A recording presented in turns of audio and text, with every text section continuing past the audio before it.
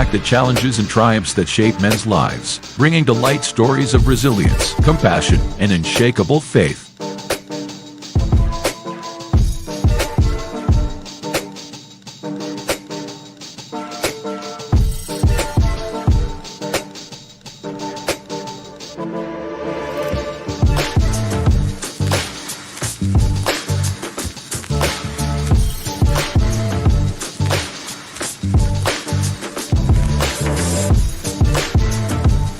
We believe that the heart of a man is a treasure trove of untold stories, powerful lessons, and profound wisdom. Through authentic dialogues and insightful discussions, we aim to unlock these treasures, one story at a time.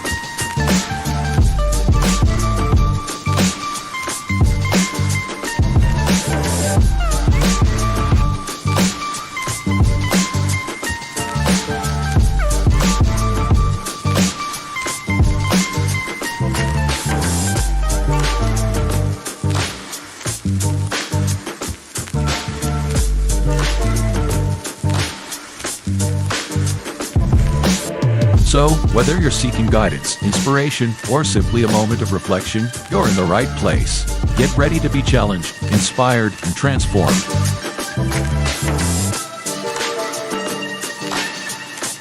And now, to guide you through this journey of discovery, please welcome your host, a visionary leader and a true catalyst for change, Dwayne Dwyer, but we affectionately know him as the Mindset Coach. Good evening and welcome to this week's episode of the Hearts of Men podcast. We're your hosts for this evening's conversation. My name is Dwayne Dwyer, I go by the Mindset Coach, and I'm joined by my brothers up top with me. We have the Uncle Junior, Mr. Garfield Martin, also known as a consistency coach. And below us, we have the son of Timothy, Mr. Tawami Gaddy, also known as the Available Man. Gentlemen, how are you guys doing on this beautiful Friday evening? It is Friday evening, so you know I'm good. Good. You know, still shout outs to my big bro out there on the road. Pray all is well, but we still get to chop it up and I get to learn something from these great gentlemen. I'm doing well. School about to start up. Football season about to start up. Stop being super hot as much. So, you know, I'm well, but I like the heat though. You know, I don't like being in it, but I prefer the heat over the cold. So yeah, but all is well. How about you? What's going on in Coach Land? Hey man, all is well, man. All is well. I'm with you. I like the heat as well. I just don't like being in it. As long as the AC is working, I'm fine. That's all I got to say. Absolutely. But as always, we look forward to these Friday nights. I specifically look forward to these Friday nights. Again, I get to share in conversation with you gentlemen. And again, shout out to Ro. Be careful out there, bro. Again, you know, as always, your presence on the platform is missed. But as I was saying, it's not just that we get to share in conversation with each other, but we also get to share in conversation with the livest chat on social media. Because again, like I said, we look forward and we appreciate you guys being here because you are a functional part of these discussions. So that being said, Crystal Everett, good evening. I just call her Crystal Evening. I was about to say Good Everett. It happens, man. It happens. Crystal Everett, good evening and welcome to the night show. Nick D, good to see you. Welcome. Let's see who else we got down here in the chat. His Divine Appointment, good to see you and welcome to this evening's show. Miss Charlotte Jordan, good, as always, good to see you and welcome to this evening's conversation. Miss Lisa Keys, good to see you. Welcome. Miss Adrian Artist, good to see you and welcome. Don't want to leave anybody else out there. Renewed consideration, as always, good to see you. Miss Nodella Sacagawea Jordan, good to see you and welcome. Absolutely. Football season is right around the corner, and I am counting down the kickoff because I'm looking forward to see what these Georgia Bulldogs are going to do. That being said, listen, want to kind of hit off with these admin notes real quick. Again, we are about a little over a week out, a week and a day, to be honest with you. A week and a day out from the conference on the 16th of August. Listen, if you have registered or you haven't registered, I want you guys to send us an email. All right, send us an email to this email address right here to let us know that you have registered because I don't want to miss anybody. So again, if you have registered or haven't registered yet, go ahead and send us an email because you intend to register and because the goal is it's going to be a closed session. It's not going to be open. It's not going to be open social media. So that way that we can make sure that we get you guys into the actual conference itself. It is free. So again, sign up. Look in the show notes. Also, that way you can get more information about the conference. Also, I want to add there is the August blog is out. Check the show notes. You will see the link to access the August blog. And again, shout out to His Divine Appointment because she does such a wonderful job on the blog. Last but not least, tomorrow morning, 10:30 a.m., we have our quarterly community meeting.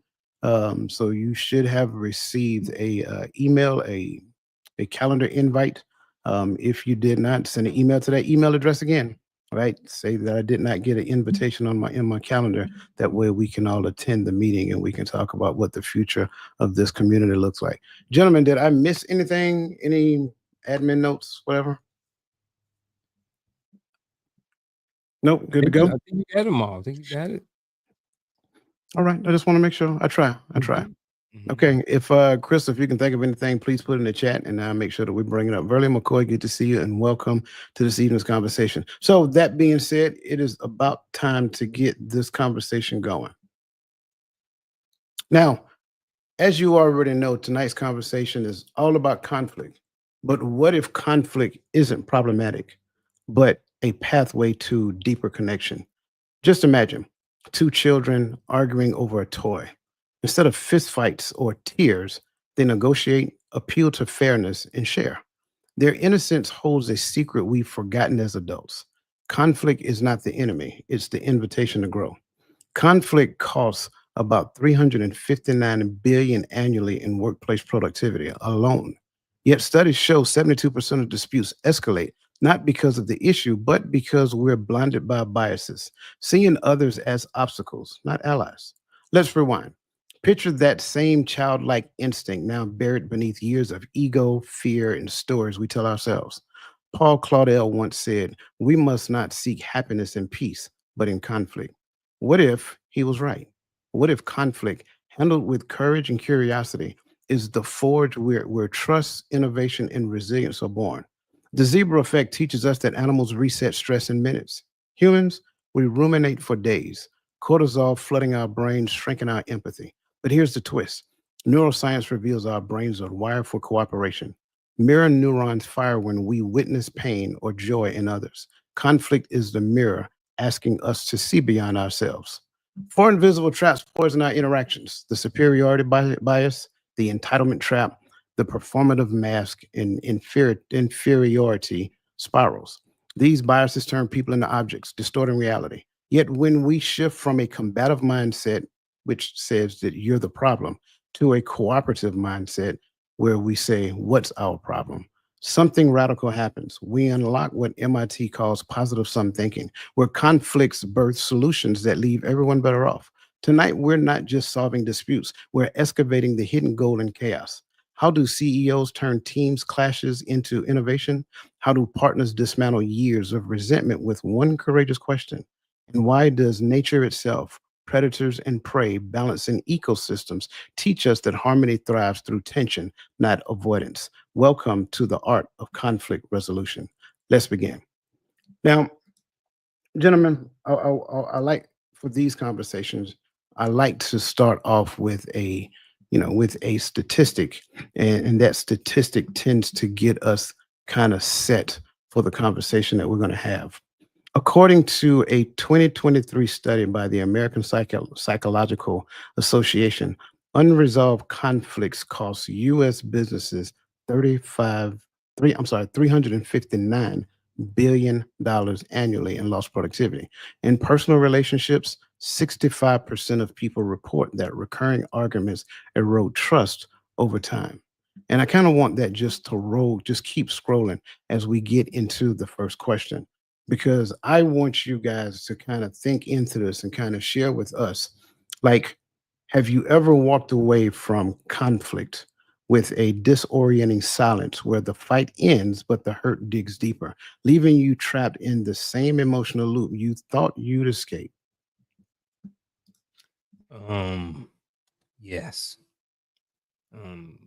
In personal relationships with family members, relationships on the job.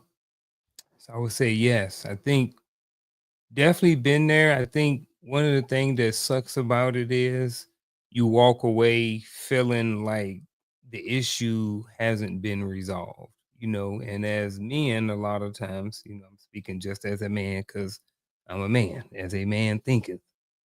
So I try to think logically about things.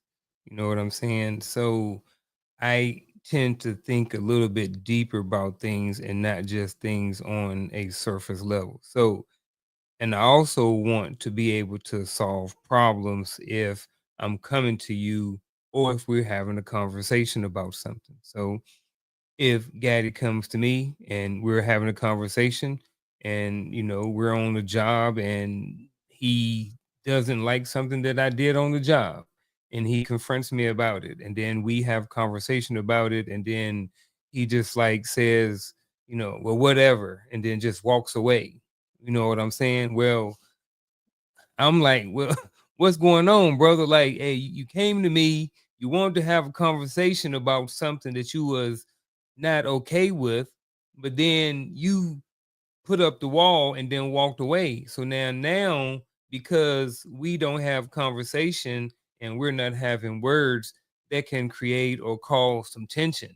So now when we're at the break room, now we're at the watering hole or we're on the smoke break, he looking at me, I'm looking at him because we haven't resolved something.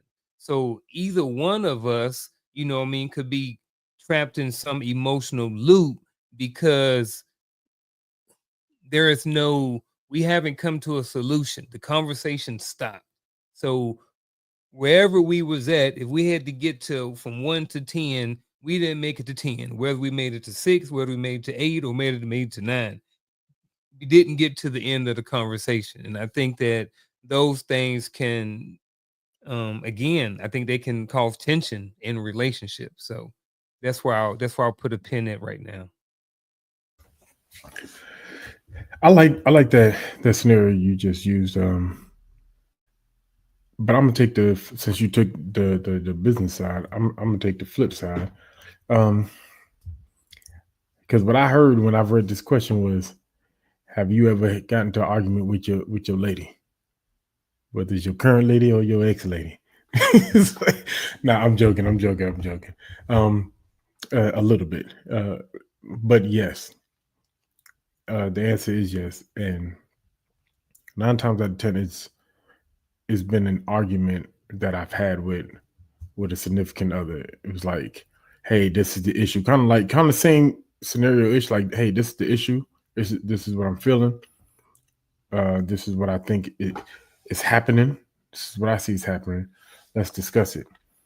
And whenever we leave or I leave disoriented and in the same emotional loop, it's simply because it was either gaslit or spun back to where it's like, well, you just need to do this, or you could stop doing this. But I don't see it that way. Well, this is what the issue is. Well, I don't think I did that. Right. And so those type of responses tells me that you have no desire to take accountability, not even just in this conversation, but in a relationship going forward, which makes it harder for me to come forward as things bothers me. Um, and I think a lot of time for a lot of men, we don't like to go forward into conversations we feel will be fruitless and would not bear any solution. So sometimes we stay silent. So you think he's stoic, or you think he's just sometimes it could be he just doesn't want to go through the battle of or the rigmarole of going back and forth with no resolve. Yeah, I like the fact that you end with no resolve. Uncle was about to say something. Go ahead, bro. When you said that men don't want to go into conversations sometimes because they paraphrasing, they think that there may not be a resolution. Why do you think that is? Well, I could speak for Twami. Okay. anytime that I've ever gotten to that point with someone that I'm involved in a relationship with, whether it's business, like you even use on the job, I see every day, right? We have a co-worker relationship, or even supervisor employee, no matter which way it goes, there's a relationship. It's when we've had a conversation and you've shown that you had no interest in how whatever the issue is affects me, you're more concerned with defending your position, which is you didn't do it or you don't see it that way. So I have to just leave it, let it go. And that's a frustrating feeling. And I don't like to get frustrated because frustration to me doesn't exist. So you basing it off of Yeah. previous behaviors and not just assumptions saying she or this person can't handle the conversation. It's more than likely based off of behavior that person or that you guys have experienced in the past when it comes to conflict resolution. Repeated. I'm gonna say that repeatedly. Repeatedly. Okay. Yeah, I do like that. And to your point, history is like one of the best predictors of behavior. So when we seen repeated behaviors coming from a particular person, I think we can conclude that if I have this conversation, 9 times out of 10, there's a high probability that this person may respond the way that they've always responded. But there is that one time, right, to where they may show that, hey, I'm progressing. So I think that's one of the things that we have to grow beyond. But I'm with you guys. I'm with you. I've done it as well. I've even heard the notion of, we can agree to disagree, which is a fallacy within itself. But agree to disagree is still a disagreement. So we didn't agree on that. We just didn't agree. It's interesting because you could be talking about a thing, and I like Miss Charlotte Jordan said that she was right, right? She could have been right. Like everything that she was talking about could have been 100% right. But the other person, they're holding to the fact that, I don't know, maybe they're disappointed that you were right, or disappointed that I was right, or Garfield or Tawami was right. And because you brought it to their attention, now they got to stand their ground. And the notion of standing your ground is more problematic than what we realize. And it's kind of like a notion that was injected in our head, and therefore we believe is right to stand your ground. That's a whole nother conversation that I'm not going to get into tonight. But just like everybody else, I've been in that. I've been in the conversations to where it just seemed frustrating because the conversation go on and on and on and on and on. It's like, man, this was an easy conversation. But at the end of the day, it just seemed more problematic. And that's kind of like what we're talking about when conflict exists, to where at the end of the day, we're not seeking, like Ms. Jordan say, seeking what is right. It's more about who is right. And I think that's a great segue to kind of get us into the conversation that we're going to have, because I want to start off with two core pathologies in conflict resolution. The first one is escalating cognitive biases and emotional reactivity. And the problem with that is that conflict participants default to neurological hijacking, where self serving fairness interpretation and defensiveness override collaborative reasoning. This creates truth echo chambers where parties prioritize validating their emotional narratives over resolving core issues. And here's the shocking truth behind it: 72% of workplace disputes escalate due to confirmation bias in interpreting facts. And when we say confirmation bias, we're saying, in essence, that a person will go and find the facts to support what they're thinking. And unfortunately, they're not open to reasoning or anything of that nature. And then when it comes down to personal relationships, and I like to talk about this as well, and I'm glad that Gaddy brought this up, our defensive postures tend to reduce our prefrontal cortex activity by 37%, which ultimately impairs problem solving. So even in the midst of emotional hijacking, we cannot see clearly to solve the problem that is sitting before us. So the first question under this right here, and the only question really, is when someone amygdala hijacks a disagreement, does their brain confuse confirmation bias with clarity, grasping facts that fuel anger while dismissing exit from the conflict spiral?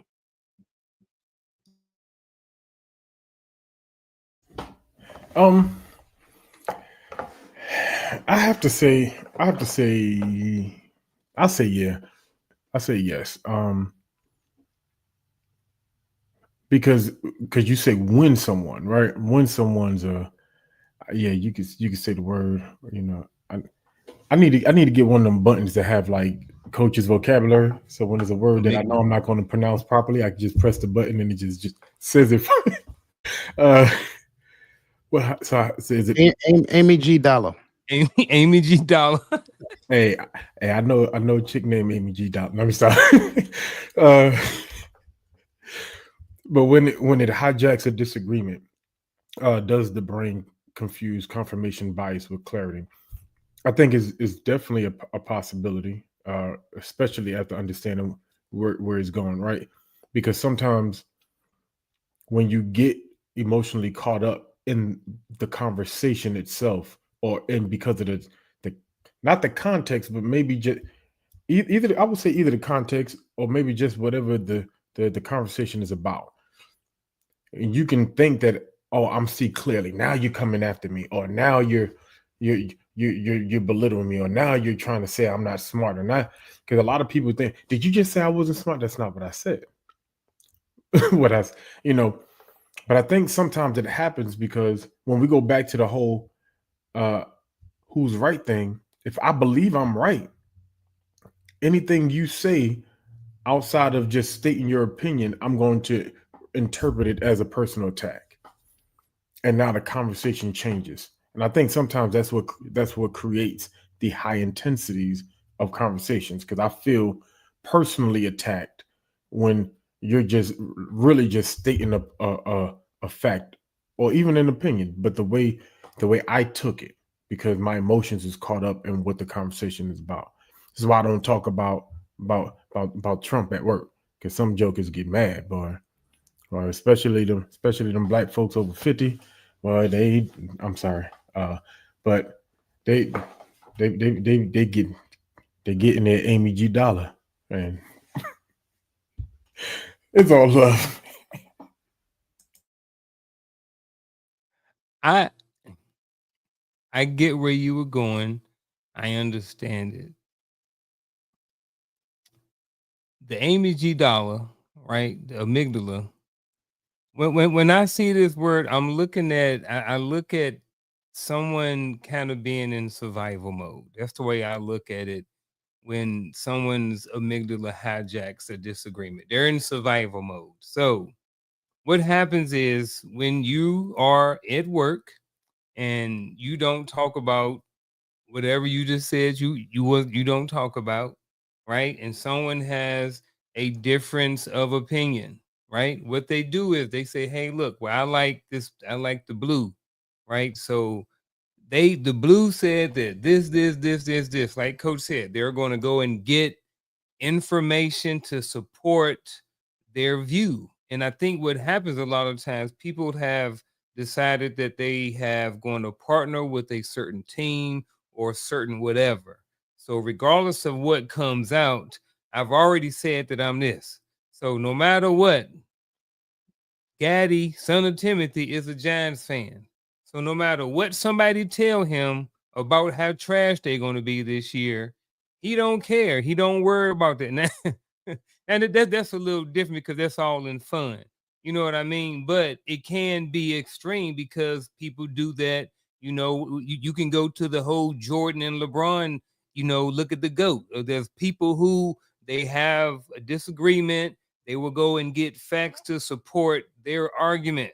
One will say, well, you know, Jordan got 6 rings. And then someone else say, well, you know, LeBron then went to the finals more times. And then there's this grabbing of information to confirm their viewpoint or their perspective. You know what I mean? And then I think, you know, once you start getting angry and upset because maybe someone's not seeing it your way or whatever like that, you know, I think that's the part where we start getting in survival mode. So what happens in survival mode? A lot of times emotions and other things and stuff starts coming out.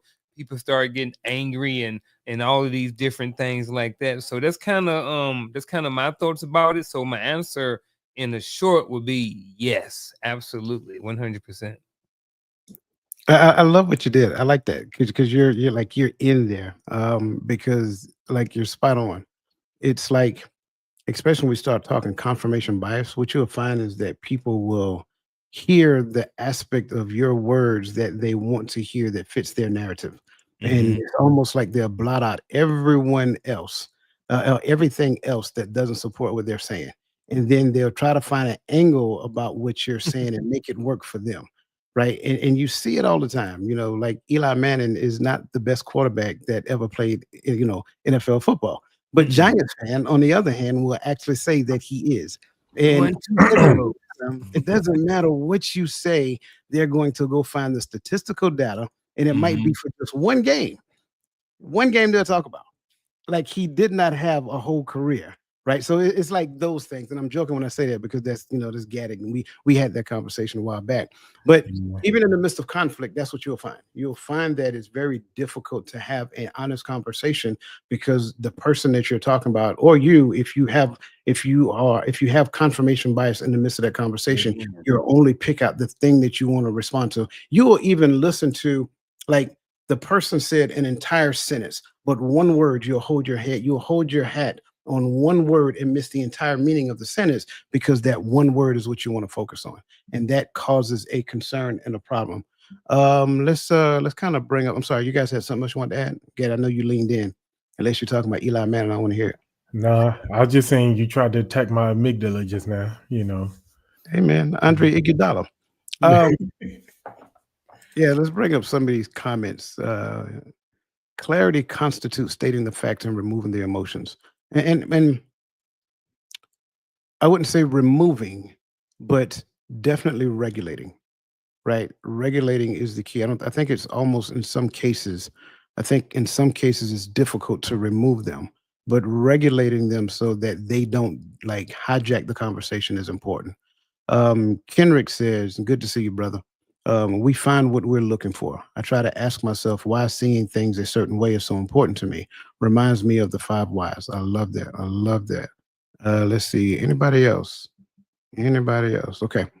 We're going to keep it pushing. Great conversation so far. Appreciate you, gentlemen. That takes us There's to, one that just popped up. really? Hold on. I missed it. Nodella From Salvatore. I Nodella. just see it on the screen. That's why Can you bring that up, I please? can't see it good. Oh. All right, gentlemen, what does having an honest conversation, what does it mean and what does it look like? In the simple sense, I'll keep it short and sweet. Honest conversation is two people coming together, having honest about whatever it is topic that they're talking about, and that they are both looking to get to a solution, or that is based off of whatever principles at the work, based off of whatever it is you guys is plan at you guys' house or whatever like that. I just think it's pretty much two people getting together with a common goal in mind. There you go, common goal. I'm gonna use a term that we don't like, but I'm gonna use it differently, and I'm seeing it in your faces when I say it. But I would say properly listen to respond, right? Because we always talk about not listening to respond, right? When I start a conversation, I'm honestly giving my opinion. I could be 100% wrong. I could be going in the wrong direction on the wrong side of the road, but to me, I'm articulating what's in my what I'm thinking or what I'm seeing or what I'm feeling, right? Uh, Now, I think the honesty goes out the window is when you're not listening to responding, you're just responding to defend, right? And so and the reason why I use that term because if you're actually listening to properly respond, then you're actually listening to what I'm saying. You're understanding what I'm trying to articulate, and you're responding to that, not responding to how you feel about it. Because I think once it becomes, well, I don't feel like you, or I don't feel like you just took the honesty out of the conversation because we're no longer focusing on what the issue is at hand. We're focusing on how you want to feel coming out of this conversation, which is as the champion sometimes. Yeah, I like that. I would respond. It's kind of goes. It's going to sound like a combination of both things, really. There has to be a certain set of values that govern our conversation. If we don't necessarily have that thing that governs the conversation that we have, then at the end of the day, I don't have anything to regulate my thought processes off of in the midst of this conversation. So now, when we're having conversation, I can't just go way off in left field about how I feel because I'm making the entire conversation about me. It has to be those values that govern it. So even if I feel a particular type of way, if, and I think somebody put in the chat, facts look different when you start talking to different people because what's factual to you may not necessarily be factual to me. So we can't just make it about the facts. It has to be about the principle that governs the relationship. And if the principle governs the relationship equally on both behalf, now the facts actually matters as it pertains to the relationship. So if I'm being honest in the midst of conversation, I am now being honest about the facts as I observe them.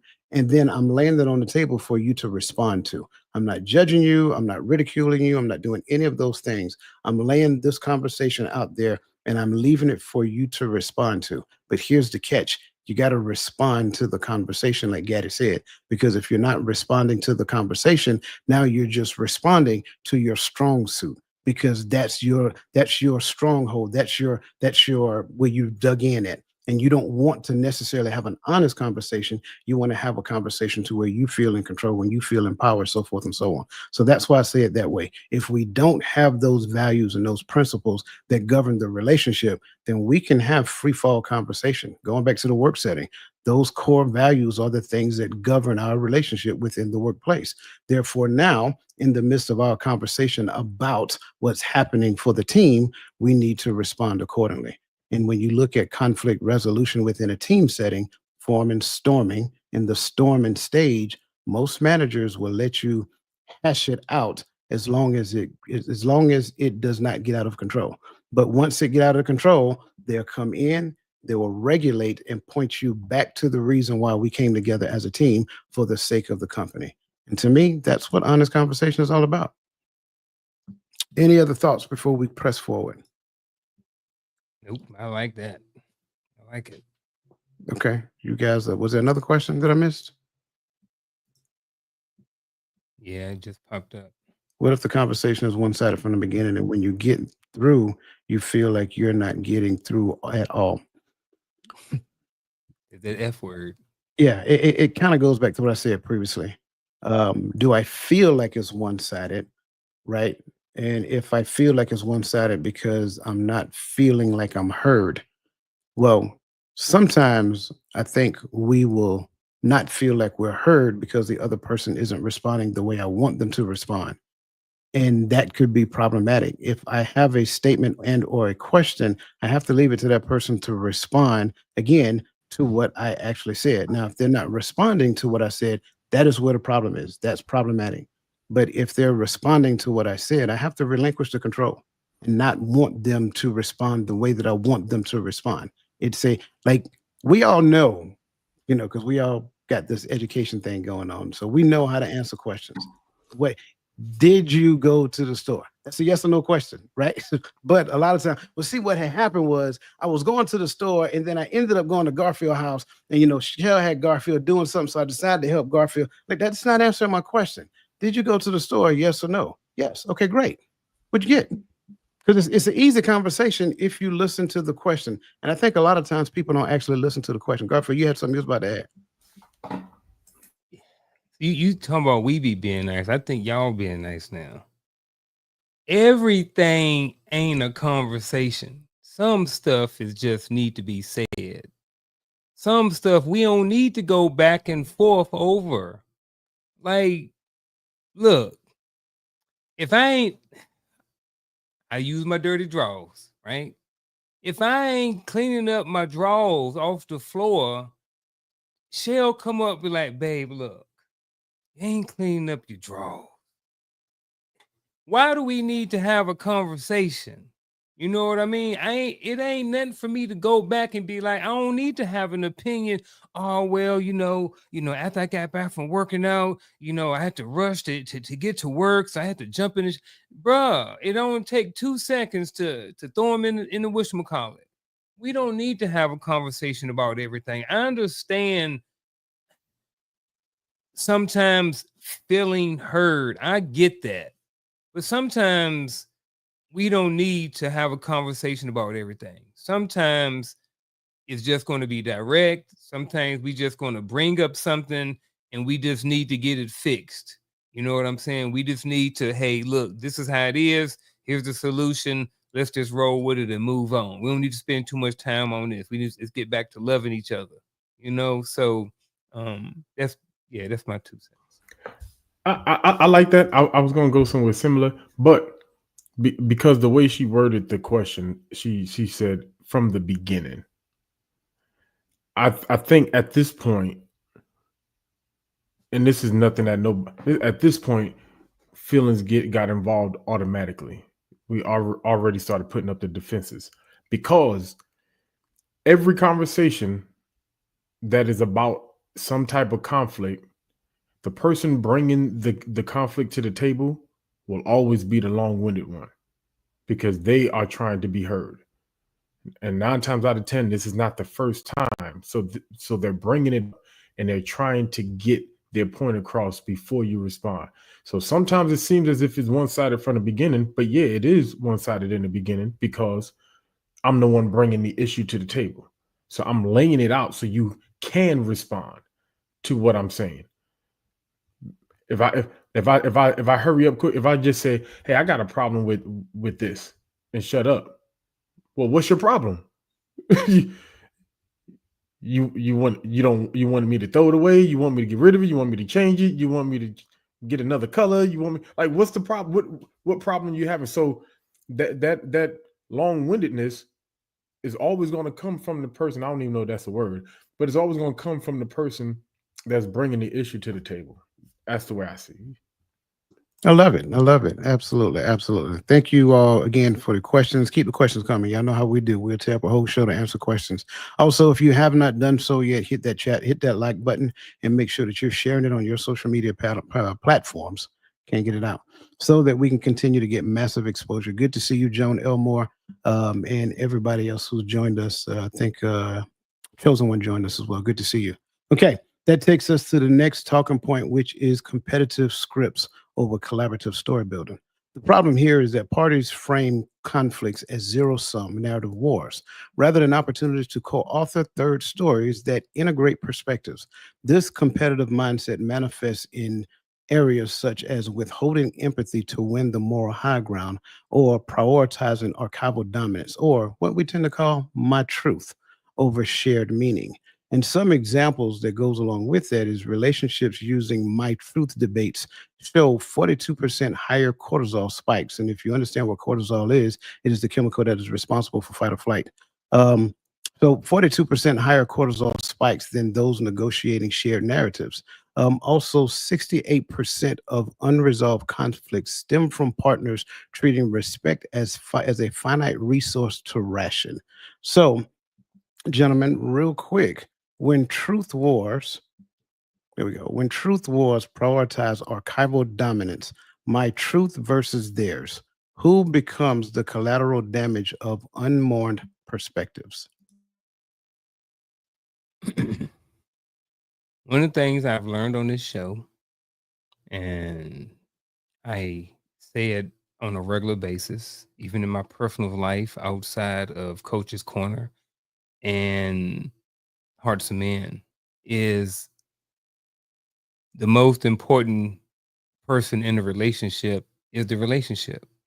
So when you have this right here, this stuff going on, I'm going with Gaddy when I'm going with the relationship part now. When you have this in a relationship, the relationships are the one who lose. You know what I mean? Shell talking about, oh, well, this is it. You said this one time, and this is your truth and my truth, and I'm going back and forth about whose truth is the truth. All the while, we are missing out on the truth when it comes to us. You know, what is our truth when it comes to our relationship, to our marriage? What did our vow say? What are the doctrine principles that govern our truth? At the end of the day, if we can't agree on what our truth is, then we need to go back to wherever the truth is.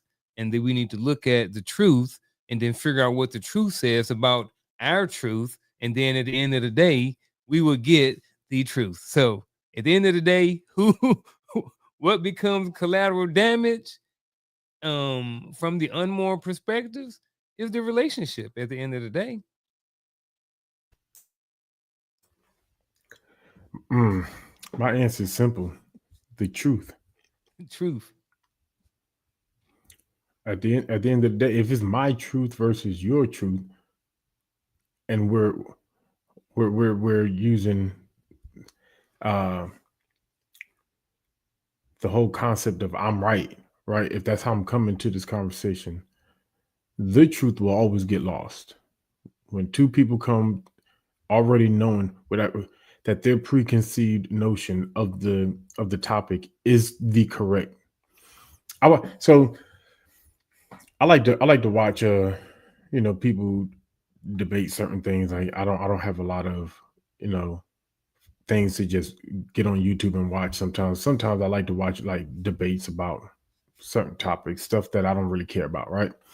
But there's one guy, he's an apologist, and he debates about the scriptures. I can never his debates, I can listen to 5 seconds of them and then I got to click off because he talks to everyone like, I'm your teacher, I'm the elder, so you have to just shut up and just bow to what I say. Like, this is not a debate. This is you just thinking everyone should convert because you spoke, and nothing else is going to be able to come forth and be put on the table because you've already said your truth is the dominance. So who lost? The truth. I like it. I like it. I agree. I definitely agree with what you said, Garfield. The relationship suffers, right? Because at the end of the day, when we look at this question, I think for the most part, we have to get down to the point of recognizing, like you said, who is the most important person in this relationship. Going back to what I said previously, what values do we hold? What joint values do we hold sacred when it comes down to this relationship? What are the principles under those values that drive our interaction? And so when we get to that space to where it's all about my truth, and that's the posture that we have in the midst of this conversation, because at the end of the day, I don't want you to point out, and I have to say this, I don't want you to point out where my lives exist in my truth, or the where the assumptions that I have that governs my truth, where I don't want you to challenge them.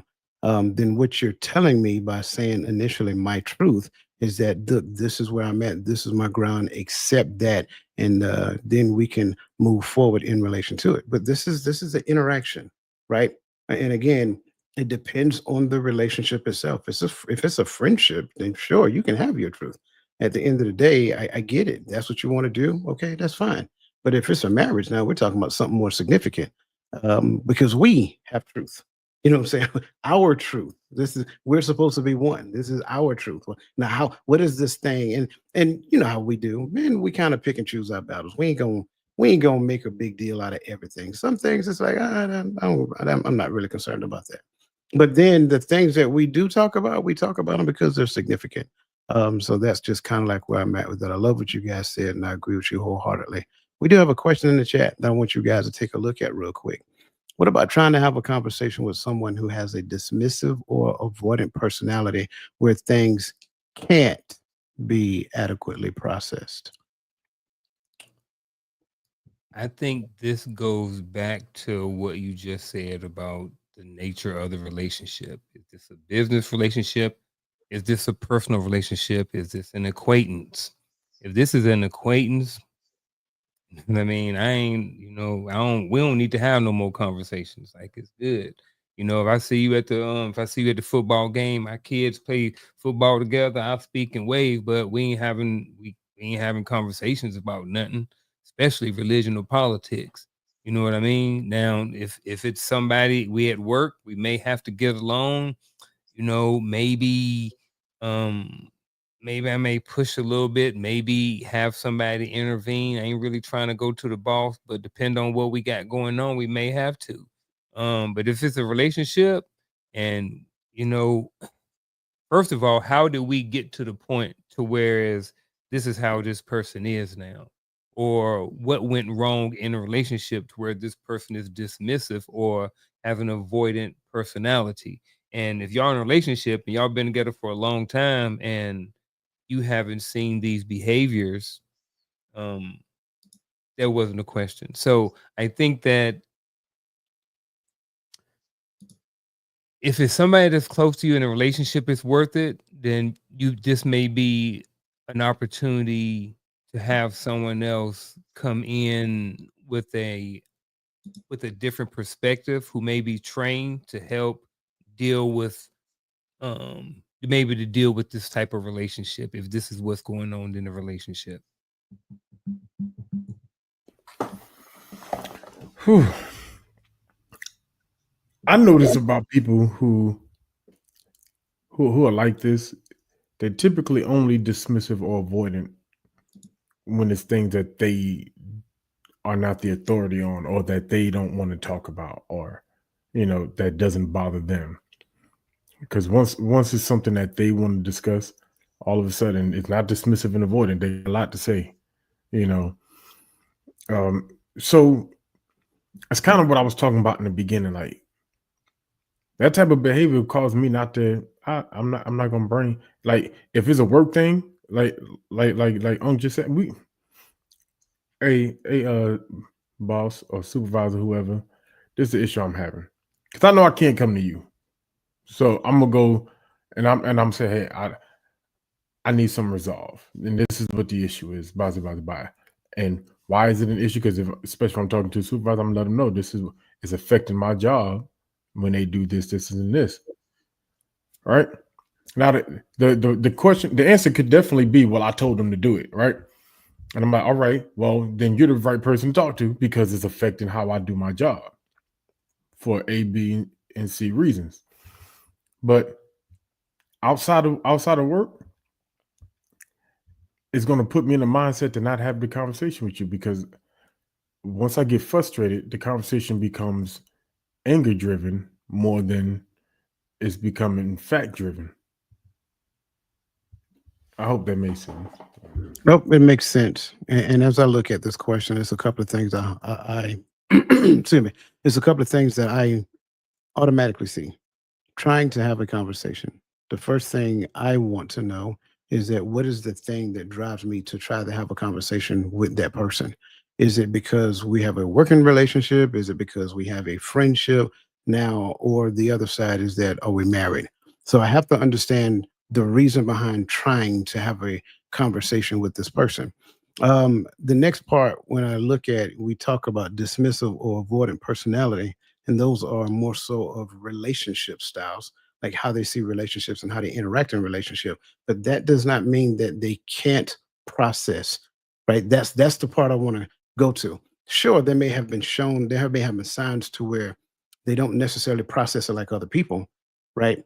But it's not that they can't process. So what I would say is that you may have to exercise a little bit more patience when dealing with that person, right? You may have to exercise a little bit more compassion in trying to have that conversation. And I know a lot of us don't want to do that. I'm gonna be honest with you.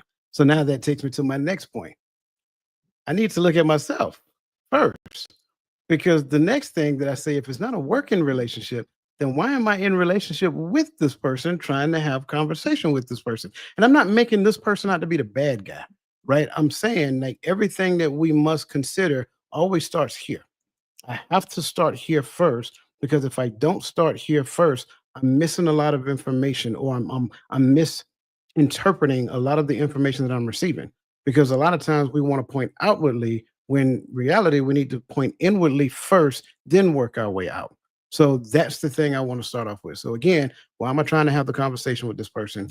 Just because they have a dismissive or avoidant attachment style does not mean that they can't process. And then at the end of the day, Why am I in relationship with this person if I know that that's their, what is my personality? What is my attachment style?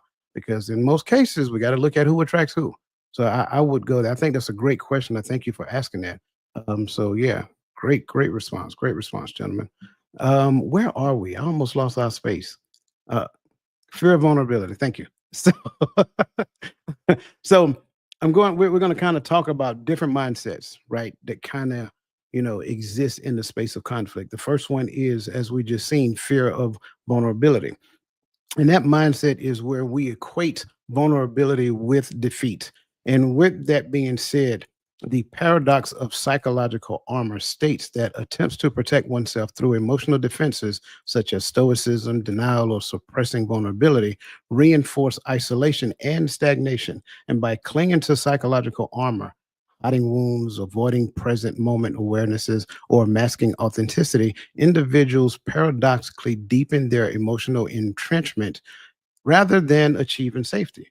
What does that really mean? We mistake emotional armor for strength, not realizing every shielded wound becomes a landmine in relationship. This is pretty much known as like a phantom intimacy, where safety simulations tend to suffocate connections. So, gentlemen, I do have a work related or business question for you, if you will. How might cultural narratives equating stoicisms with strength unintentionally undermine leadership potential by disregarding the necessity of emotional release for decision making? Now, I ask it again to give you guys time to process. How might cultural narratives equating stoicisms with strength unintentionally undermine leadership potential by disregarding the necessity of emotional release for decision making?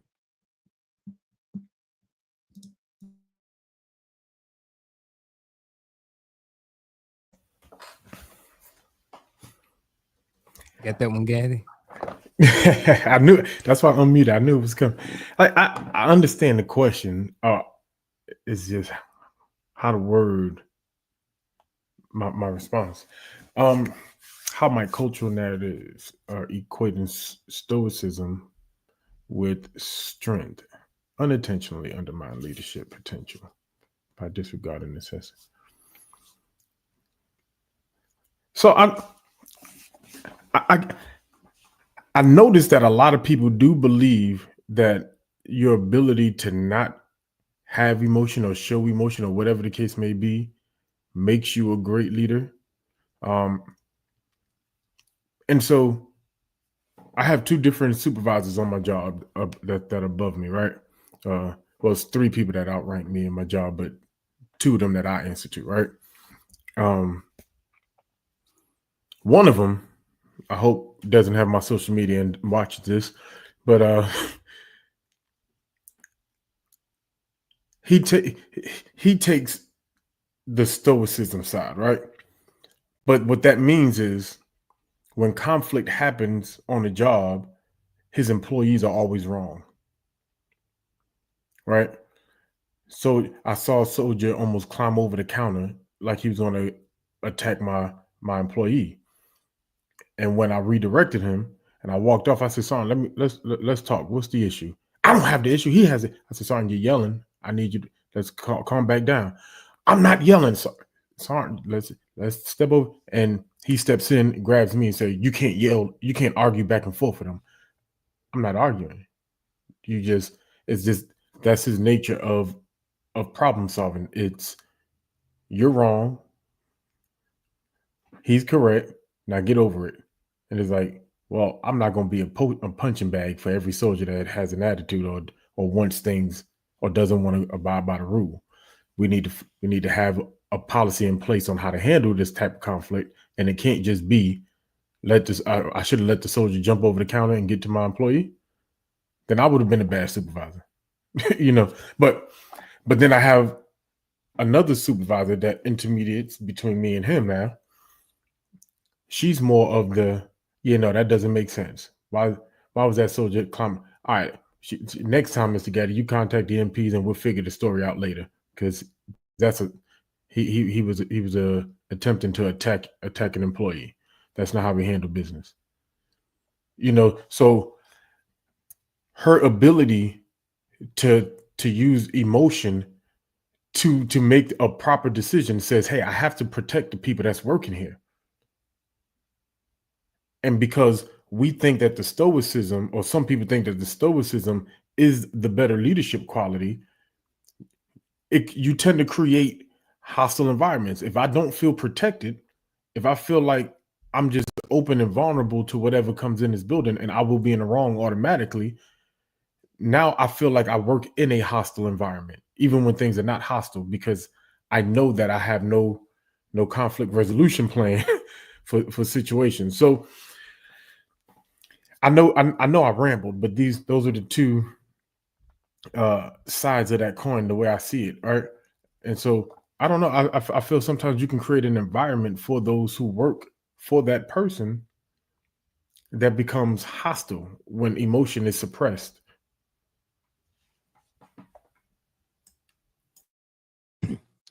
How might cultural narratives equating stoicism with strength unintentionally undermine leadership potential by disregarding the necessity of emotional release for decision making?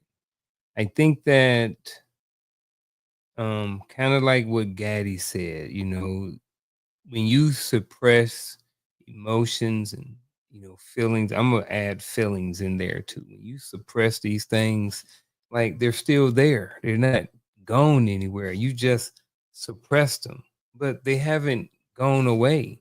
When I look at this, I look at this as not necessarily like a ticking time bomb, but it's like, like you have a leaders like that, like sometimes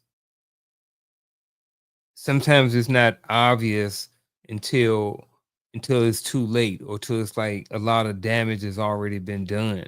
You know what I'm saying? And that's kind of the sucky thing about it. But like what Gaddy was saying, I can definitely rock with that. I just lost my train of thought. So come back to me. No, you get. I think it's when we look at this, one of the things that a lot of us don't grasp is that empathy is probably one of the most important leadership traits that we need to have. And we got to make sure we don't confuse empathy and sympathy, because a lot of times we do it. I just need you to understand as a leader, right? So some of the things that you go through as a subordinate, or even as a child, when it comes down to parenting, you got to keep in mind at one point in time you were them, right? So somebody had to understand what you were going through and try to exercise some empathy towards you, and not necessarily drop the hammer on you every time you got out of line. So when we look at trying to exist in a space where we rid ourselves of all emotions, that's not a good leadership trait to have. It works in certain situations, don't get me wrong, right? But then when we start looking at the people business, and make no mistake about it, leadership is people business. When we start looking at the people business, you got to have empathy when it comes down to dealing with people. I say it all the time, and I got it from John Maxwell. John teaches all the time. No one cares how much you know until they know how much you care. So as a leader, as a leader, when your subordinates understand that you care about them and things of that nature, they'll follow you to the ends of the earth without question. But when you're just a number, just somebody who produce results, it's almost like they're going to start looking for a job almost instantaneously, because you're showing yourself as a leader, like Gaddy was just displaying, as a leader who does not have empathy whatsoever. You don't care about me, you just care about the results. And at the end of the day, I can go someplace else and I'll probably accept lesser pay if somebody actually respects the person that I am. And yes, and that's the I'm gonna throw this word out there. That's the subjective piece that's in there some. And I know good leadership is good leadership. I think most people can recognize good leadership. I think sometimes, this kind of goes back to the suppression of the feelings. Like when you suppress these feelings, they don't go away. You still have to deal with them at some point. And sometimes, like Gaddy said, they come out and you lash out at your soldiers or your subordinates and different things like that. You know what I mean? It's just, I don't know, man. I don't know, for some reason I'm stuck on the suppression of the feelings piece, and just how that can affect everybody else. I've worked for people, and I would just be like, man, this dude just need a beer. I would just say it like that. The dude just needs something. You know what I mean? And you just like, bro, why dude just so wound up so tight all the time. It's just like, bro, like, why are you on 100 all the time? And I get it. Just like you said, I think that there is a time and place for that. I think sometimes you need to be there. When we're charging the hill, I need that. You know what I'm saying? But when I'm at home and I'm having a conversation, maybe not so much. When I'm trying to get things done on the job, maybe I need that some, depending on what we're doing, what the mission is, but maybe I don't need to be like that all the time. But I think also that there's something that sometimes takes time to learn. You know what I'm saying? I can definitely say that who I was as a leader early on to the person I was when I retired was two totally different non-commissioned officers. No, absolutely. Okay. Different. I was gonna say, because to your point, right? I think you also need to. The difference is, like, I don't need the stoicism. I need someone who knows how to turn it on and off. Because that's when we go on the battlefield, right? We've all been there. You go on the battlefield, I need you to be able to say, hey, the primary goal is to engage and overcome whatever we're engaging at the moment, right? But when we come back into the wire, and not even when you go back into the wire, because as soldiers we do a good job with hiding it during the duration of the deployment. But when we get back across the waters, can you be there? Because I think that's the problem. A lot of soldiers, we came back from across the water and we didn't have emotional support at the unit level. Mm.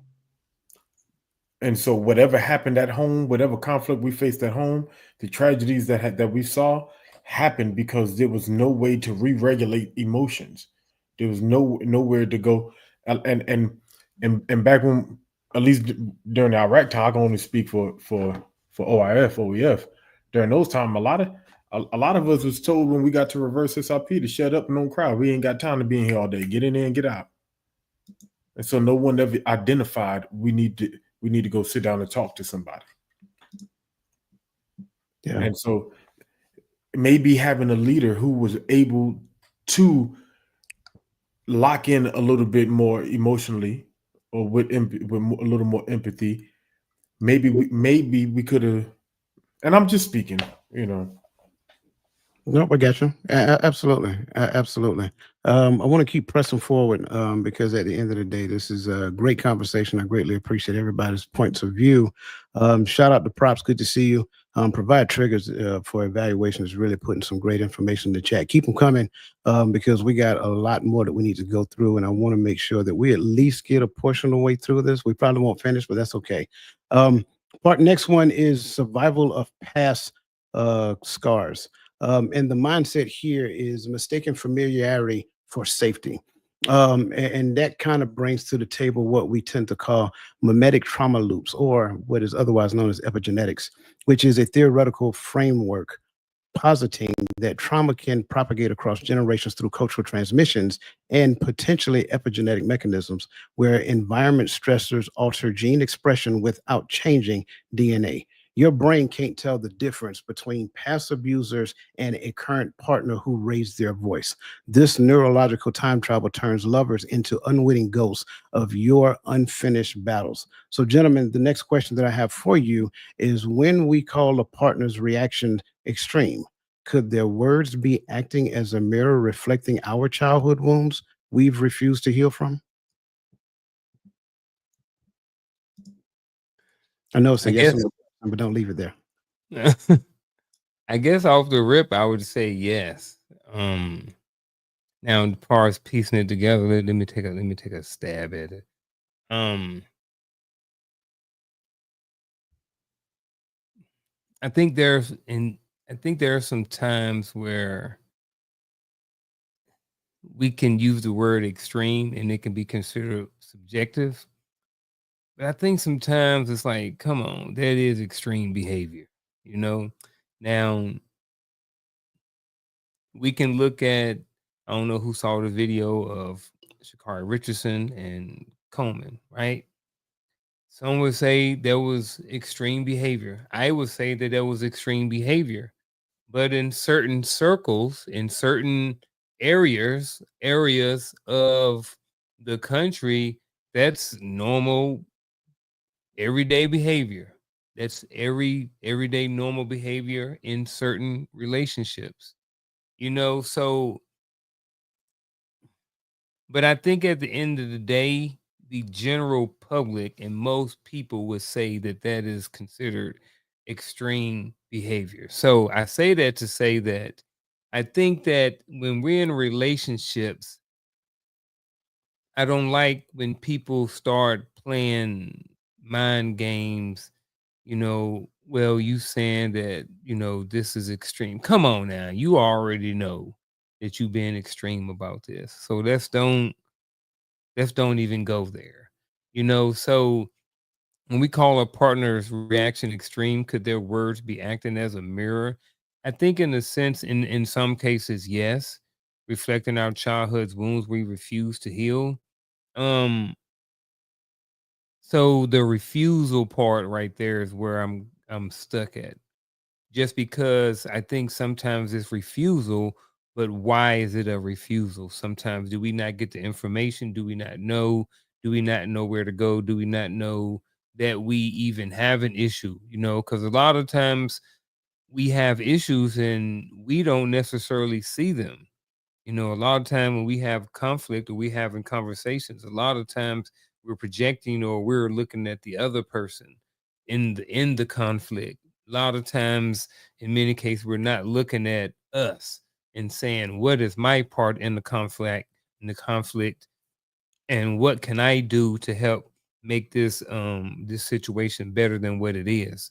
So yeah, that right there. I think you brought up the perfect scenario, right? Um, if we talk about that young lady, right? Now, I don't know what part of the scenario you call an extreme, but she tried to get the man arrested, or but whatever, right? But like, to me, I had a whole nother way to go. But when you brought her up, I immediately started thinking about her whole story that we know of, right? I don't know her whole story, but let's say, if I put on my if I borrow your counselor's hat for a second, there, Unc, and I'm saying, and I sat down and I talked with this young lady. She's telling me about how she made it to the top early and then got in trouble because she started smoking and doing drugs. Her biological mother passed. Oh, your biological mother. So you were raised by a foster mother and your grandmother. Oh, now you have these, and I'm so tells me that there's more to this backstory that we don't know of. So now we fast forward. She's met with conflict, and everybody think, oh, this is just another woman trying to destroy a man's career and try to destroy.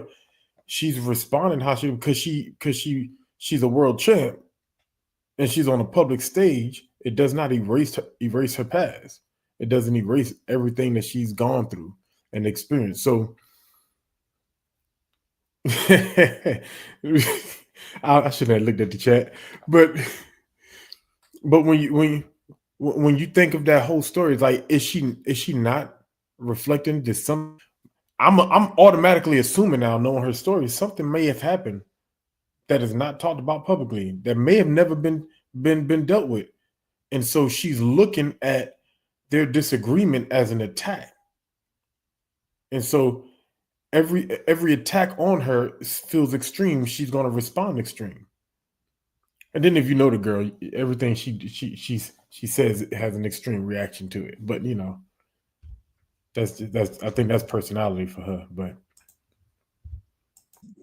I love this. I love your responses, and I really love Prop's response as well, because I think every opportunity is an opportunity to examine myself.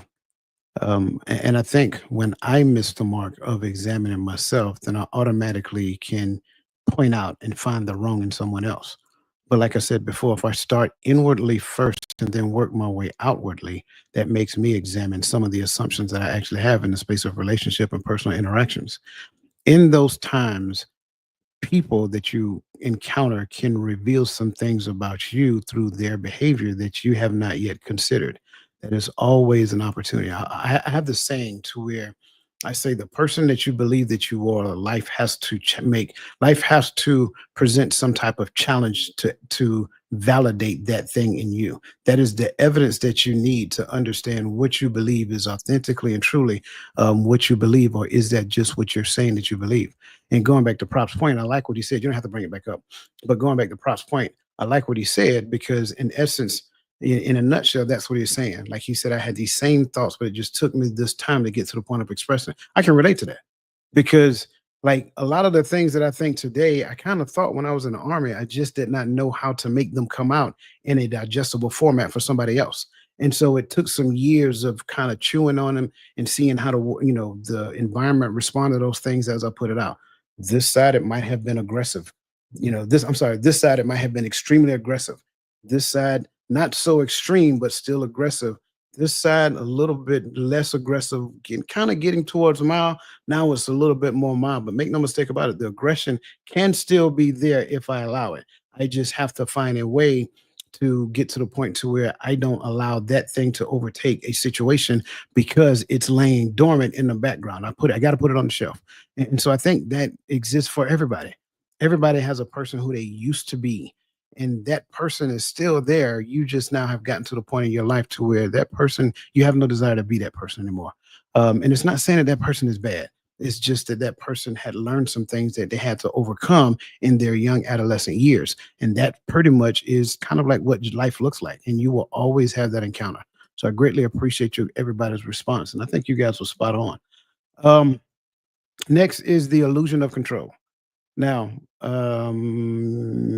yes, next is the illusion of control. The mindset here is confusing influence with control. It's more so, instead of being collaborative, you're more coercive.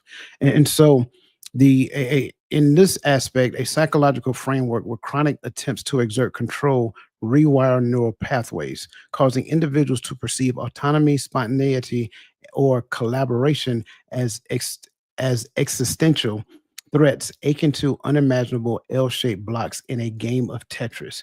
In other words, it's like demanding compliance to feel secure. It's almost like choking a plant for it to keep still.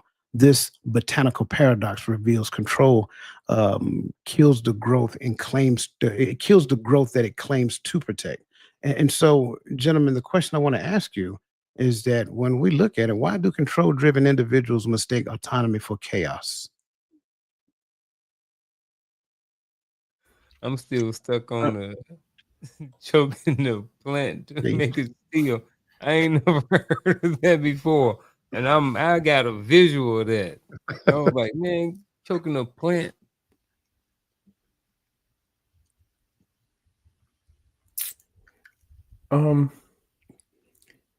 So, and I got quiet for a second thinking about it because, like, this may be me in a sense, right? Well, I want to say this as well. I am okay if you say that the assumption that I have behind creating this question is wrong.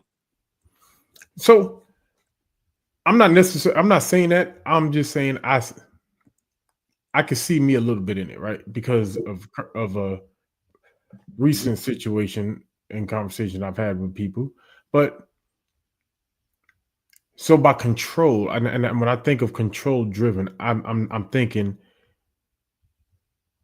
order driven, right? Not necessarily I personally control, but there is something that has to control my behavior or my actions, or else we live in anarchy, And so, and I take this and I take that mindset from a biblical concept, right? And so when I hear people talk about the concept of trying to live an autonomous life for God, it's like, well, the two don't mix to me. There's something that places order over your behavior over you. So when and it ain't necessarily got to be me in control, but the way we do this show, somebody has to control it. It's like, and I'm not being funny, but when I log into StreamYard, I know who's the producer and director. you know, I know who lead I'm following, right? And I know who platform I'm on. When I walk inside of my job, I know who faces on the wall when you walk in the entrance. I know who's in charge. They drive the behavior or the philosophy, right? The behavior philosophy of the organization. And so for me to say, well, I'm my own person and I'm going to act my own way, I have my own autonomy when he's the one that has to validate my pay every week or every other week. To me, that's so when I look at it as chaos, I look at it as trying to live lawless. So that, but I see myself in it. So when you said that, so I started thinking about why do I do I see it like that? But this is how that's my worldview of behavior. There's somebody over me, and there's somebody over all of us that should have a say in how we conduct ourselves. See if y'all can finish this sentence based off of check y'all movie knowledge. One band, one sound. There you go. Even though your mic was on mute, you knew what I'm talking about. One band, one sound. I cannot help but to think about the famous Dr. Lee when I'm thinking about this from Drumline, Dr. Lee. I look at Dr. Lee as a straight guy. He was set in his ways. He was really stuck in doing things the way he wanted to do it. It was his way. Even when the dean told him, hey, Dr. Lee, bro, you playing is, Flight of the Bumblebee. We tired of hearing this. We want to hear what they playing down the road. You know what I mean? We want to play some new upbeat music. But Dr. Lee, and I could be way off on this, but this is how I see it, this question. Dr. Lee, what's the word? Not control issues. Dr. Lee was in control of his program, and he wanted his drum line and his band to be a certain way based off of how he wanted things. Go ahead, Coach. Some people say that Dr. Lee was a perfectionist, but I don't think he was. There you go. See? And as you go through the story, Nick Cannon came in there. That little snotty nose, wet behind the ear freshman that couldn't read music. He wanted autonomy. He wanted to do things his way. He wanted difference. He was, he kind of was a person who marched at the beat of his own drum, so to speak. Right. So for Dr. Lee, that was hard for him to give up some of that control because he was no longer in charge. I mean, he was in charge, but there was somebody else who kind of threw a monkey wrench into his plan. He came in there and he pretty much disrupted the entire band, the entire program. It eventually turned around because it's Hollywood. It eventually turned around for the better. You know what I'm saying?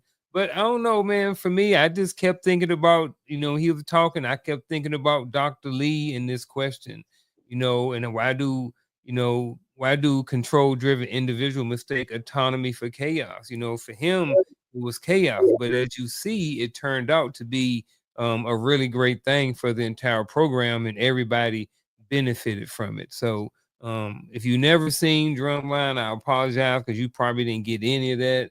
But it's based off of who I see in the chat here every week. I think for the most part, most people have already seen this movie. So yeah.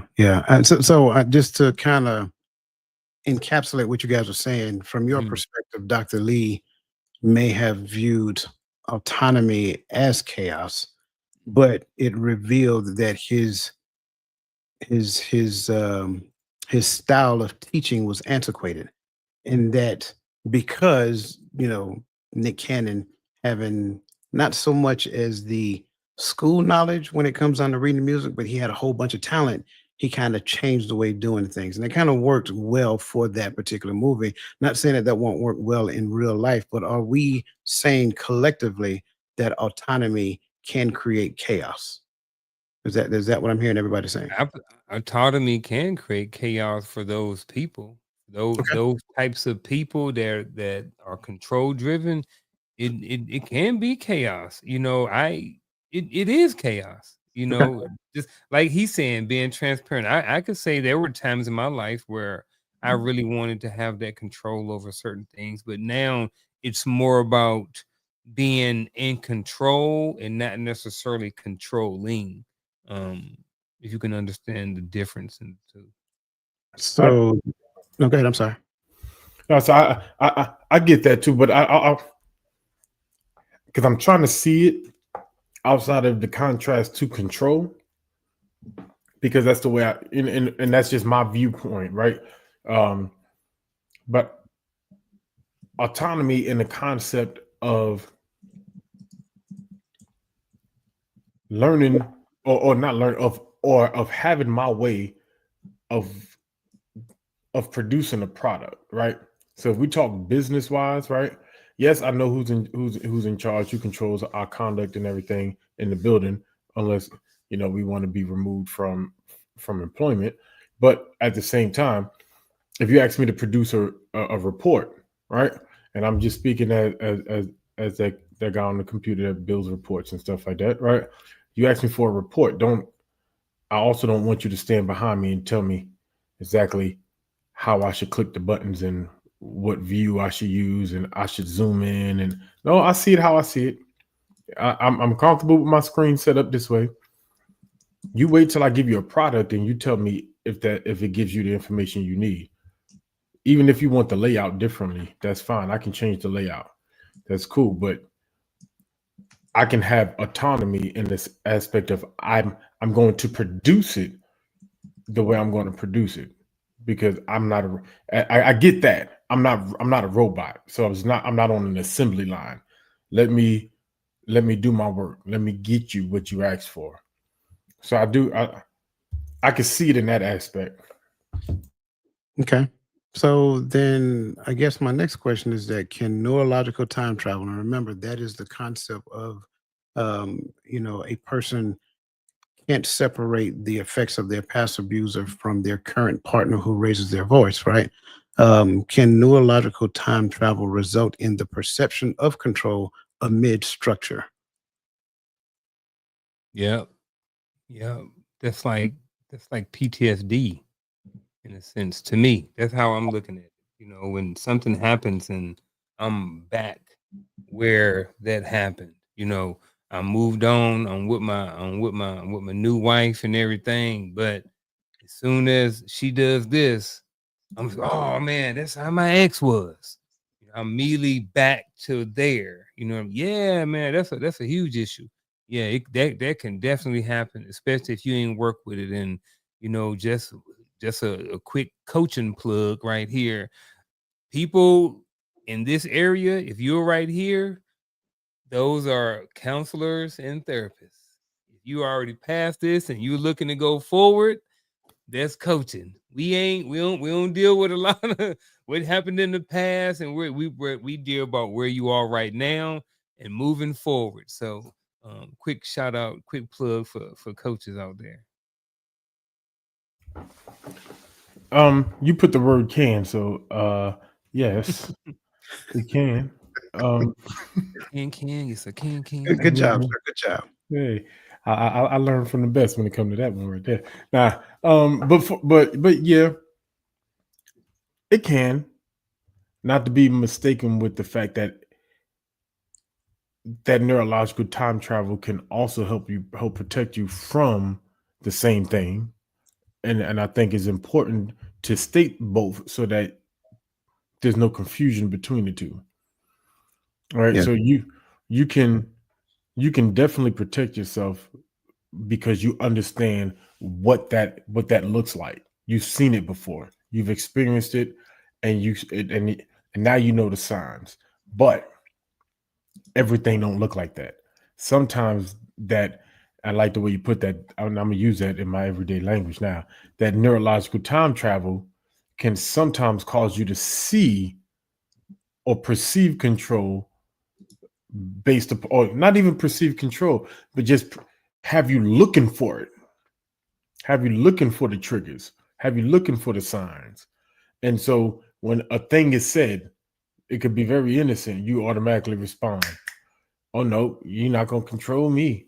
Nope, you're not gonna do this." And my bad. I'm gonna stop doing the neck because that's assuming that only women do it. My bad. It was definitely the neck roll for me. I'm just saying. but y'all got what I'm saying, though. You know. We're gonna make a transition. Like, listen, shout out to everybody in the chats. I see what you guys are doing, man. You are on fire tonight, and we want to thank you. But we're gonna make a transition real quick because we're down to like our final minutes, and we greatly appreciate you guys being here. And we're gonna play a little game. Okay. So everybody's familiar with this game. Y'all seen it on TV. And we kind of did it one night on Coach's Corner, and I thought it would be great to do it this night.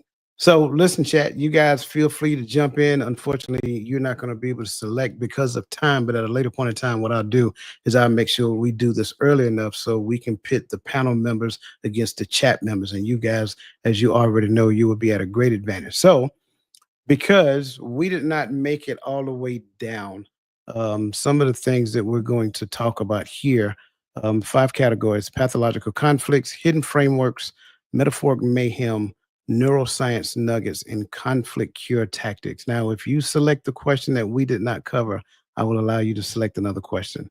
So that being said, rock, paper, scissors from Uncle Junior and Gaddis so we can determine who go first. And I'll let that young whippersnapper go. Well, see, there it is. If not, we're gonna have some conflict, and I don't want none. I was gonna say age before beauty, so you know. Age before beauty. All right, Gaddis, Which youngster? Which one you gonna go with? Let's go with neuroscience nugget for 200. 200. I don't know what just happened just now. You just gave me my points. I'm great. There we go. Chemical spiking during my truth battles is what? Remember, your answer has to come in the form of a question. Chat, if you know the answer, by all means, chime in.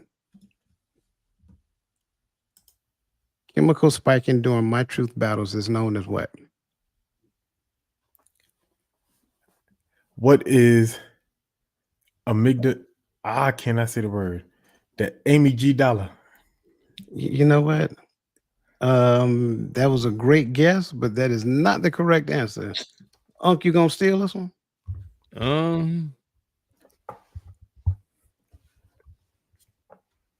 My truth, that was near the end, something we did too. And that was like near one of the last ones. I don't know. If I had the points up, the points will go to the chat. What is cortisol spike? Cortisol. Cortisol spike. Cortisol spike. Unc, you now have control of the board. Which one you want? All right, yeah, let's go with metaphor mayhem for 300. Metaphor mayhem for 300 is treating conflict resolution like fighting Tetris blocks. What was that? What was it? I don't know. I don't remember. I didn't pay attention in class, Alex. Gaddy, you got this one? I know the chat got me. I should have picked 2 people from the chat to be on my team. I mean, you know, in the future we can do that. Yeah. Anybody going once, going twice? No. What is control-seeking behavior? All right, who had control of the board? Is not Unc. It's on Gaddy now. Okay, Gaddy, you got the floor. Let's go with hidden framework for 100. Hidden framework from 100 says, Gestalt therapy claims that emotional armor deepens isolation.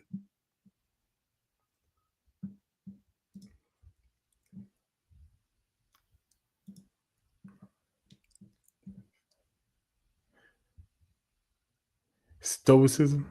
No, what is stoicism? Not stoicism. Unc, what you got?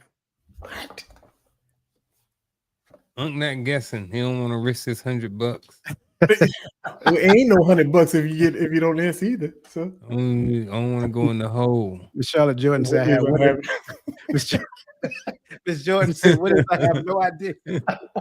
What is the episode of Jerry Springer? Well, y'all is y'all. I Right. mean, he ain't wrong. I'm about to say he ain't lying. He ain't The wrong. answer to this one is, what is the paradox of psychological armor? All right, we got time for one more because we don't want to keep these fine people. I'm gonna be like what Wishcott said, Miss Crystal Everett. I'm sticking to the 100. So pathologies of conflict for 100. Pathology of conflict for 100. 72% of workplace disputes escalate due to this self-serving bias. Man, I literally gave you the answer to the question. Self-serving bias. What is self-serving bias? No. It wasn't that easy. I'm just saying. It wasn't that easy. Oh man. We would there we go. Somebody got it. What is confirmation bias? Confirmation bias. A little fun we tend to have every now and again. We're gonna keep that rolling, I think, at a later point in time. So if you guys enjoyed that, go ahead and put it in the chat. Say keep it going. And that way we'll continue to bring Jeopardy back to this platform. But until then, that brings us to our bittersweet moment, as we tend to do every week, where we get into our final thoughts.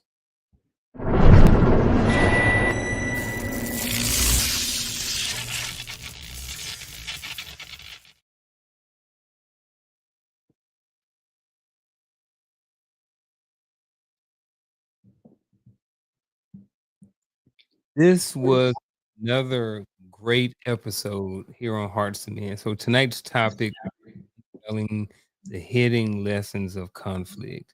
There were some hidden lessons in this podcast tonight. I will say this for my final thoughts. Conflict in most cases is something that is going to happen. So you might as well get good at it. And I don't mean good at it as far as being confrontational and different things like that. I meant good at it as far as learn skills to be better at conflict. You know, when conflict comes, how to handle it, who you should be in conflict with, who you should give your energy with when conflict comes to your doorstep. Because again, it is going to happen. Conflict is just something, just in most cases, part of life. Conflict can also, especially in relationships, be a good thing. Sometimes when something is brought up and there is conflict, this is not necessarily a cry for help, but this can be an opportunity. This can be a sign that there is an opportunity to grow closer together in the relationship. When you have conflict, I kind of look at it as, it's something small, but it can grow big, kind of like a cancer. So if you, just like anything else, if you allow that little thing to grow and grow and grow, next time you know, your relationship is stage 4 and you're wondering why you're getting a divorce. So when you have conflict and you have those things, attack them early, get them looked at, have somebody look at them, get those small conflict things under control early. Just like health and everything else, this is the long term. It's a long game. So anything that you can do, training, podcasts, seminars, things that you can go to learn information about how to be better at conflict, then the better off you will be in all of your relationships, personal and business. And that's my final thought. Whew, this was a really good conversation. I learned some things, and I think we just had a really good conversation. It was a fun time tonight. But my final thoughts on unraveling the hidden lessons of conflict. The first thing that stood out to me in this conversation, it was a small portion, but it jumped out to me, which was examine yourself first. I think sometimes conflicts become a loop, right? It becomes a cycle of recycled viewpoints, because sometimes we're not examining ourselves. Is the point that is made valid? Is the problem me? Or if the problem's not me, but the problem's always not me, the problem is me because of who I'm continuing to attract. And when that was said, that struck something. So examine yourself first in all aspects of the relationship, of the conflict, of why are we here? Why do we end up back here every time? Right. Secondly, I believe all relational conflicts it has a resolve. It's just all parties involved has to be willing to meet the standard of resolution. Somebody may have to give, somebody may have, I know Coach don't like the word compromise. I'm just gonna stick with give. Somebody may have to give. Sometimes you lose in order to win, in order to get a resolve. So I don't think of it as losing and winning, but sometimes you gotta lose in a scenario in order to get the resolve. And if you feel like there's no resolve, sometimes the resolve is walking away. You don't always have to stay in a place where the conflict is continuing. Sometimes the answer might be walking away. I know that's not what everyone wants to hear, but there is a resolve for everything, even when that resolve is to walk away. That's all I have for this evening. I thoroughly enjoyed everybody's points, everybody's perspective, the chat, everybody, when it came down to this conversation. If you paid attention to the thumbnail actually states on there, what does conflict create in your home? I think that we're all creative beings. I think some of us don't realize it. And the thing that we have to ask ourselves is, what is it that I am creating? If I'm in the span of relationship, I need to understand that two are better than one. So in the midst of any conflict that arises, we have an amazing opportunity to create something meaningful and lasting in the space of relationship. The other side, we can create chaos and we can create frustrations and we can create anger and we can create discord. But it's really up to you to choose what you create. Do I believe that conflict is a good thing? I do. I really do believe conflict can be a good thing if we behave ourselves accordingly in the midst of conflict. We have the ability, both of us, to grow together because of the conflict that we find ourselves in. We can learn something, not just about ourselves, but we can learn something about one another. Conflict, believe it or not, is a beautiful thing. It isn't the enemy. Stagnation is. We can stay in the same mental space that we were when we created the conflict if we so choose to, or we both can grow outside of that conflict so that we can be better, not just for ourselves, but be better for the people that we surround ourselves with as well. That's how we get to the point of being better for our community. If we have the ability to disagree and then grow from that disagreement, I think what we'll find is that everybody will be better off. And that is my final thought for this evening. Listen, as stated, I greatly appreciate everybody, not just the panel members, but you guys in the chat. You guys was lighting it up.